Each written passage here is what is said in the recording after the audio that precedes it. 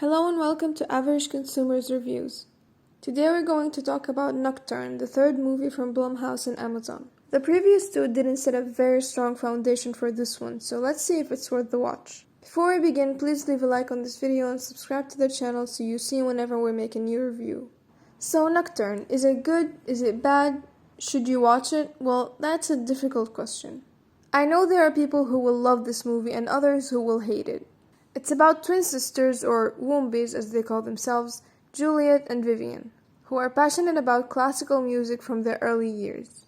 Though Juliet is more passionate and dedicated, it seems like Vivian gets all the attention. She has a boyfriend, better future, opportunity for studying, better teachers, and even the parents show that they prefer her over her sister. But she is not the protagonist of this film. Juliet is. And the entirety of the movie we see her as she grows more and more jealous of her sister. A mysterious note that projects whatever is thrown onto it comes to her possession, and things get even more complicated. Nocturne slowly revolves around the idea of jealousy, unraveling its consequences on the protagonist and the people around her. It's a real slow burner that relies more on what we think rather than what we see on the screen. And it doesn't rush itself towards the ending. On the contrary, it feels rather jarring at times. But it isn't really a horror film at all. Although there are some particular scenes that are scary, most of the time they just felt out of place for me. They didn't belong to the overall movie, which is more of a coming-for-age drama with the feel of Black Swan. It stands with movies like Black Swan and Whiplash, which are really about sacrificing everything for that one dream of being great at something. And this is exactly what this movie is. However, if you've seen the trailer, you would think it would be pretty scary. But the scariest part is probably how deceiving the trailer was. And that's about it for the movie. It's a slow teenage drama about competition, hard work, jealousy, and cruelty of success. It's not great, and although I didn't like it, there isn't something particularly bad to pinpoint. Before I end this review, I want to talk about the ending, so if you didn't watch the movie, I advise you to turn this video off here.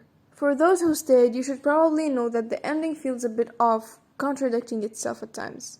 But when you really think about it, it all makes sense. Juliet draws the last drawing in her notebook, which shows that in order to perform the musical piece in front of the audience perfectly, she will have to sacrifice, which means give her life. Just before starting to play, she decides to leave, probably to save herself from dying.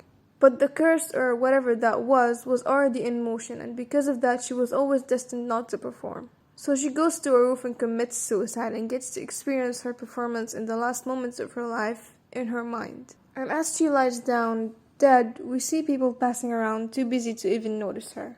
I believe this shows how that by choosing the path she chose in order to overthrow her sister's success, she got nowhere. And that even death didn't make people notice her. So at the end, she lost everything for nothing, experiencing triumph only in her mind.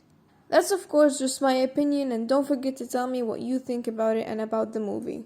And thank you for watching.